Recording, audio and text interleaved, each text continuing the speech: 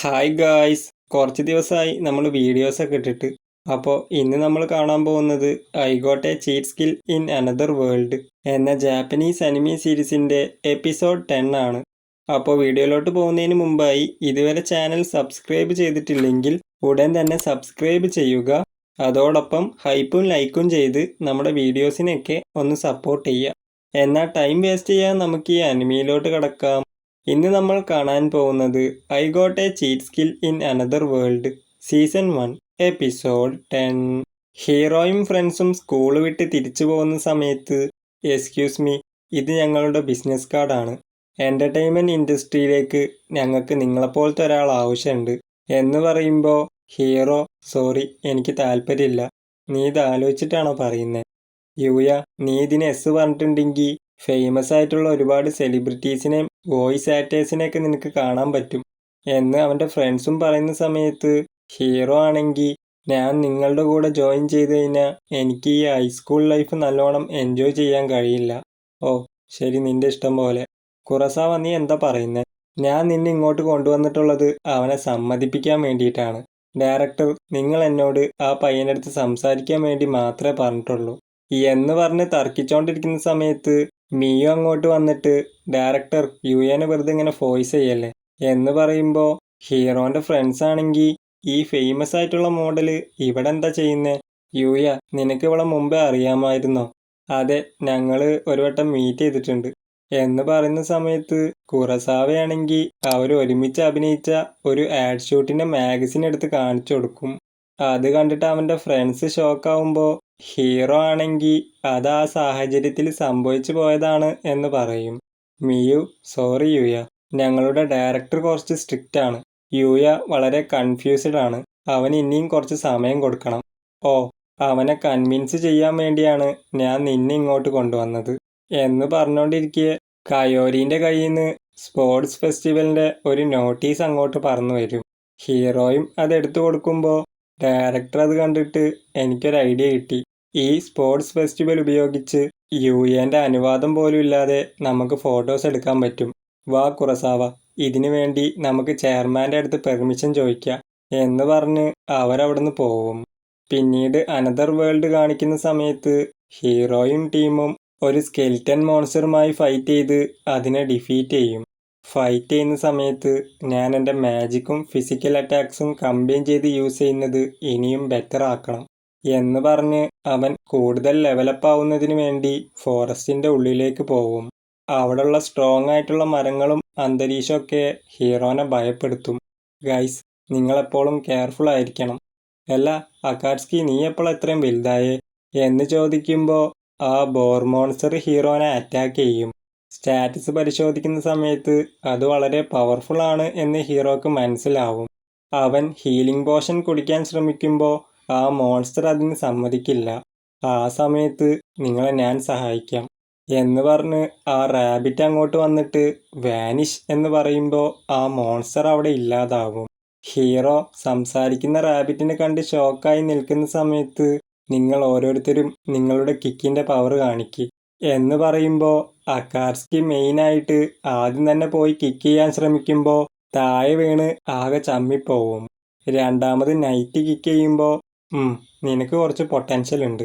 അങ്ങനെ അവസാനം hero kick ചെയ്യുന്ന സമയത്ത് റാബിറ്റും വളരെ ഇംപ്രസ് ആവും.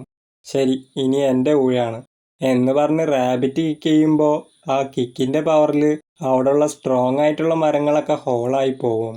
ഹീറോയും അത് കണ്ട് ഷോക്കായി നിൽക്കുന്ന സമയത്ത് റാബിറ്റ് അവന് ട്രെയിനിങ് കൊടുക്കും. അങ്ങനെ ഹീറോയും ഒരു സ്ട്രോങ് ആയിട്ടുള്ള മരം അടിച്ച് താഴേക്കിടും. ഇത് ഞാൻ മുമ്പേ എക്സ്പെക്റ്റ് ചെയ്തതാണ്. ഇനി നമുക്ക് ശരിക്കുള്ള ഫൈറ്റ് ആരംഭിക്കാം എന്ന് പറഞ്ഞ് രാത്രി മുതൽ രാവിലെ വരെ ഹീറോനെ ട്രെയിൻ ചെയ്തുകൊണ്ടിരിക്കുമ്പോൾ, നിങ്ങളെന്തിനാ എന്നെ ഇങ്ങനെ ട്രെയിൻ ചെയ്യുന്നേ എന്ന് ചോദിക്കുന്ന സമയത്ത് റാബിറ്റും അവൻ്റെ അടുത്ത്, എൻ്റെ നെക്സ്റ്റ് സക്സസറായിട്ട് ഞാൻ നിന്നെയാണ് തിരഞ്ഞെടുത്തിരിക്കുന്നത്. അതുകൊണ്ട് ഡിവൈൻ എന്ന നിലയിൽ എൻ്റെ എല്ലാ ടെക്നിക്സും ഞാൻ നിനക്ക് കൈമാറണം. അതെൻ്റെ കടമയാണ് എന്ന് പറയുമ്പോൾ ഹീറോക്കൊന്നും മനസ്സിലാവുന്നുണ്ടാവില്ല. റാബിറ്റും അവന് എക്സ്പ്ലെയിൻ ചെയ്തു കൊടുക്കും. ഡിവൈൻ എന്ന പദവിയുള്ള എന്നെപ്പോലത്തെ ഒരുപാട് പേര് ഈ ലോകത്തുണ്ട്. വൈൽസ് എന്ന ദുഷ്ടന്മാരുടെ കയ്യിൽ നിന്ന് ഈ ഭൂമിയെ രക്ഷിക്കുക എന്നതാണ് ഞങ്ങളുടെ കടമ. ഞാനും ഡിവൈനും വൈൽസും തമ്മിലുള്ള ബന്ധം എന്താന്ന് ഇപ്പം നിനക്ക് മനസ്സിലായോ? ആ, കുറച്ചൊക്കെ. പക്ഷേ നിങ്ങൾ എന്തുകൊണ്ടാ എന്നെ ഒരു സക്സസറായിട്ട് തിരഞ്ഞെടുത്തത്? എനിക്കിത് നിഷേധിക്കാൻ പറ്റുമോ? എന്ന് ചോദിക്കുമ്പോൾ റാബിറ്റും തീർച്ചയായും അത് നിന്റെ ഇഷ്ടമാണ്. പക്ഷേ ഈ ലോകത്തിൻ്റെ ഈ സമാധാനം എപ്പോഴും നിലനിൽക്കില്ല. വൈൽസിൻ്റെ ആക്രമണ സമയത്ത് നമ്മളുടെ കൂടെ എത്ര പേരുണ്ടോ അത്രയും ജീവൻ നമുക്ക് രക്ഷിക്കാൻ പറ്റും. ഇനി പറ, നീ ഇത്രയും വലിയൊരു റെസ്പോൺസിബിലിറ്റി ഏറ്റെടുക്കുന്നുണ്ടോ എന്ന് ചോദിക്കുമ്പോൾ ഹീറോ ആണെങ്കിൽ സത്യം പറഞ്ഞാൽ എനിക്കിതിന് താല്പര്യമില്ല. പക്ഷേ ഈ ലോകത്ത് നിന്ന് എനിക്ക് ലഭിച്ച ഫ്രണ്ട്സായിട്ടുള്ള നൈറ്റ്, അക്കാറ്റ്സ്കി, അതേപോലെ ലെക്സിയ, അവരെയൊക്കെ എനിക്ക് രക്ഷിക്കാൻ താല്പര്യമുണ്ട് എന്ന് പറയുമ്പോൾ ശരി, അങ്ങനെയാണെങ്കിൽ ഞാൻ നിനക്ക് നൽകുന്ന ട്രെയിനിങ് തുടരാം. പക്ഷേ അതിന് പകരമായിട്ട് നീ എനിക്ക് മാജിക് പഠിപ്പിച്ചു തരണം. ഈ വീടിന് പുറത്തുള്ള ബാരിയർ വളരെ പവർഫുള്ളാണ്. ശത്രുതയുള്ള ആർക്കും ഇങ്ങോട്ട് പ്രവേശിക്കാൻ കഴിയില്ല. ഡാർക്കസ്റ്റ് റീജിയൻ പോലത്തെ ഒരു സ്ഥലത്ത് ഇങ്ങനത്തെ ഒരു സ്പെല്ല് കാസ്റ്റ് ചെയ്തുകൊണ്ട് തന്നെ നിന്റെ കയ്യിൽ നിന്ന് എനിക്ക് മാജിക് പഠിക്കാൻ താല്പര്യമുണ്ട് എന്ന് റിക്വസ്റ്റോടെ ചോദിക്കുന്ന സമയത്ത് ഹീറോ ആണെങ്കിൽ ഞാൻ ഈ വീട് സേജിൻ്റെ കയ്യിൽ നിന്നാണ് വാങ്ങിയെന്ന് എനിക്ക് മാത്രമല്ല അറിയൂ എന്ന് ചിന്തിക്കും. അങ്ങനെ മാജിക് പഠിപ്പിക്കാമെന്ന് സമ്മതിച്ചിട്ട് ഹീറോ ഷെയ്ക്ക് ഹാൻഡ് കൊടുക്കുന്ന സമയത്ത് ശരി, ഇനി മുതൽ നമ്മൾ ഒരേ സമയം മാസ്റ്റേഴ്സും സ്റ്റുഡൻസും ആണ് എന്ന് പറയും. അങ്ങനെ ഹീറോന് ട്രെയിനിങ് സ്റ്റാർട്ട് ചെയ്യും. ഇന്നലെ റാബിറ്റ് ഡിഫീറ്റ് ചെയ്ത മിത്രയിൽ ബോറിനേക്കാൾ ഇപ്പോൾ ഹീറോ ഫൈറ്റ് ചെയ്തുകൊണ്ടിരിക്കുന്ന ബോറ് വളരെ പവർഫുൾ ആയിരിക്കും. റാബിറ്റ് ആണെങ്കിൽ നമ്മുടെ ശത്രുക്കളായ വൈൽസ് ഇതിലും പവർഫുൾ ആണ്. അതുകൊണ്ട് ഇത്തരം മോൺസ്റ്റേഴ്സിനെയൊക്കെ ഹീറോ പെട്ടെന്ന് ഡിഫീറ്റ് ചെയ്യാൻ പഠിക്കണം എന്ന് പറയുമ്പോൾ ഹീറോയും അവൻ്റെ ഐറ്റം ബോക്സിലെ വെപ്പൺസൊക്കെ യൂസ് ചെയ്ത് ആ മോൺസ്റ്ററിനെ കഷ്ടപ്പെട്ട് ഡിഫീറ്റ് ചെയ്യും. ഓ, ഞാനത് സാധിച്ചു എന്ന് പറഞ്ഞ് ഹാപ്പി ആവുന്ന സമയത്ത് അവന് ആ മോൺസ്റ്ററിനെ കൊന്ന കാരണം SS റാങ്കിലുള്ള ഒരു സ്റ്റോൺ ലഭിക്കും. റാബിറ്റ് ആണെങ്കിൽ നമ്മുടെ ശത്രുക്കളായ വൈൽസിൻ്റെ റാങ്ക് L ആണ്, അതായത് ലെജൻഡ്. അവരൊരിക്കലും ഒറ്റയ്ക്ക് ഡിഫീറ്റ് ചെയ്യാൻ കഴിയില്ല എന്ന് പറയുമ്പോൾ ഹീറോൻ്റെ ബോഡി ആകെ പ്രകാശിക്കാൻ തുടങ്ങും. എനിക്കെന്താ സംഭവിക്കുന്നത് എന്ന് ചോദിക്കുമ്പോൾ നീ ഇപ്പോൾ അവോൾവ് ആയിക്കൊണ്ടിരിക്കുകയാണ്. ഹ്യൂമൻസ് ഇങ്ങനെ അവോൾവ് ആവുന്നത് വളരെ റെയറാണ്. പക്ഷേ നിന്റെ ശരീരത്തിന് മാറ്റങ്ങളൊന്നും സംഭവിച്ചിട്ടില്ല. അതെന്തായാലും നന്നായി. ഇതിലൂടെ എനിക്കൊരുപാട് സ്കിൽസ് ലഭിച്ചു എന്നാണ് തോന്നുന്നത്. റാബിറ്റ് ആണെങ്കിൽ ശരി, ഇന്നത്തേക്ക് ട്രെയിനിങ് ഇത്രയും മതി, നമുക്കിനി റെസ്റ്റ് എടുക്കാം എന്ന് പറഞ്ഞ് വീട്ടിലേക്ക് പോകും. പിറ്റേ ദിവസം ഹീറോൻ്റെ സ്കൂളിൽ സ്പോർട്സ് ഫെസ്റ്റിവൽ ആയിരിക്കും. ഡയറക്ടർ അവൻ്റെ അടുത്തേക്ക് വന്നിട്ട് ഇന്ന് നീയാണ് താരം എന്ന് പറഞ്ഞ് മോട്ടിവേറ്റ് ചെയ്യും.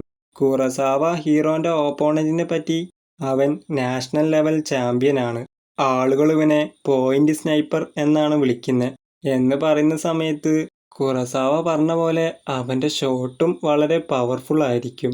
അത് കണ്ടിട്ട് കുറേ ആൾക്കാർ ഷോക്കാവും. പക്ഷേ ഹീറോ എന്ന് പറഞ്ഞാൽ സുമ്മാവാ, അവൻ അനദർ വേൾഡിലെ മോൺസ്റ്റേഴ്സുമായിട്ട് ഫൈറ്റ് ചെയ്ത ടീമല്ലേ. ഹീറോ ഒരു അടി അടിക്കുന്ന സമയത്ത് ആ ടേബിൾ തന്നെ ഹോളാവും. അത് കാരണം അവനും ഞാൻ ഈ ഗെയിമിൽ നിന്ന് ക്വിറ്റ് ചെയ്യാണ് എന്ന് പറഞ്ഞിട്ട് പുറത്തേക്ക് പോവും. ഹീറോ അത്രയും സ്പീഡിൽ അടിച്ചോണ്ട് തന്നെ ഫോട്ടോഗ്രാഫേഴ്സിനൊന്നും ഒരു ഫോട്ടോ പോലും കിട്ടിയിട്ടുണ്ടാവില്ല.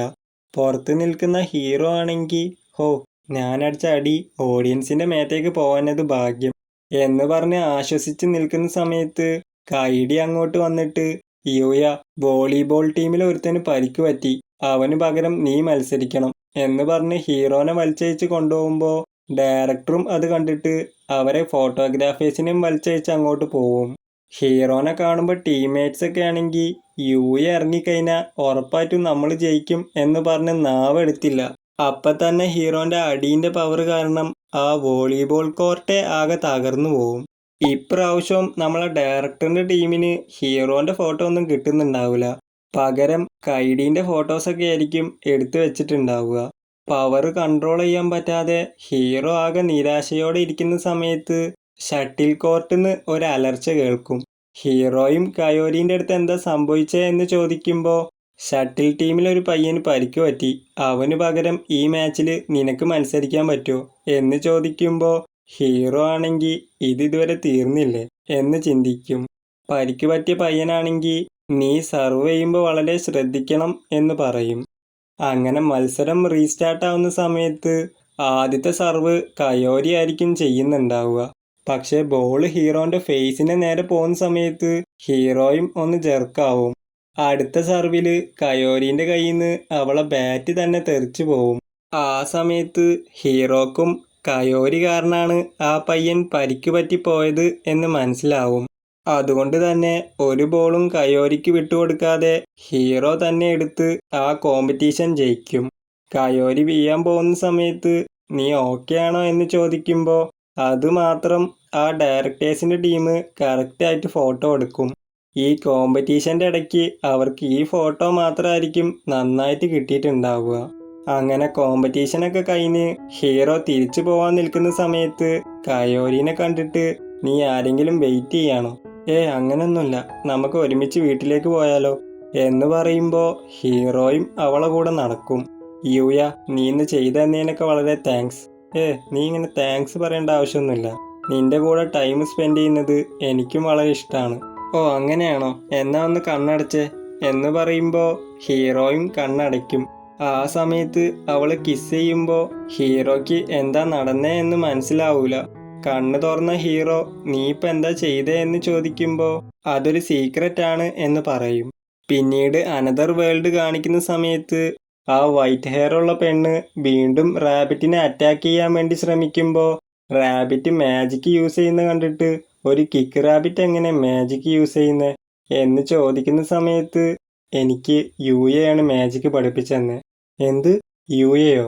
ഒരു ഡിവൈൻ ക്രീച്ചറായ നിന്നെ ഒരുത്തൻ മാജിക് പഠിപ്പിച്ചിട്ടുണ്ടെങ്കിൽ അവൻ എത്രത്തോളം പവർഫുൾ ആയിരിക്കും. അതുകൊണ്ട് ആദ്യം അവനെ കൊല്ലാം, എന്നിട്ട് ഞാൻ നിന്നെ കൊല്ലാൻ വേണ്ടി വരാം എന്ന് പറഞ്ഞ് പോവാൻ നിൽക്കുമ്പോൾ ഞാൻ നിന്നെ രക്ഷപ്പെടാൻ വേണ്ടി സമ്മതിക്കില്ല എന്ന് പറഞ്ഞ് അറ്റാക്ക് ചെയ്യാൻ വേണ്ടി ശ്രമിക്കുന്ന സമയത്ത് ആ പെണ്ണ് അവളുടെ പവർ യൂസ് ചെയ്ത് റാബിറ്റിനെ ലോക്ക് ചെയ്യും. റാബിറ്റ് ആണെങ്കിൽ എത്രയും പെട്ടെന്ന് എൻ്റെ എല്ലാ ടെക്നിക്സും യുഎക്ക് പഠിപ്പിച്ചു കൊടുക്കണം, എങ്കിൽ മാത്രമേ അവന് വൈൽസുമായിട്ട് ഫൈറ്റ് ചെയ്യാൻ പറ്റുള്ളൂ എന്ന് ചിന്തിക്കും. അതോടെ ഇന്നത്തെ ഈ എപ്പിസോഡ് അവസാനിക്കുന്നു. ഗൈസ്, വീഡിയോ ഇഷ്ടപ്പെട്ടിട്ടുണ്ടെങ്കിൽ ലൈക്ക് ചെയ്യുക. എൻ്റെ എക്സ്പ്ലനേഷനെ കുറിച്ചുള്ള അഭിപ്രായങ്ങളും കമൻ്റ് അറിയിക്കുക. എന്നാൽ അടുത്തൊരു എപ്പിസോഡുമായി നമുക്ക് ഉടൻ തന്നെ കാണാം. അതുവരെ ബൈ ഗൈസ്.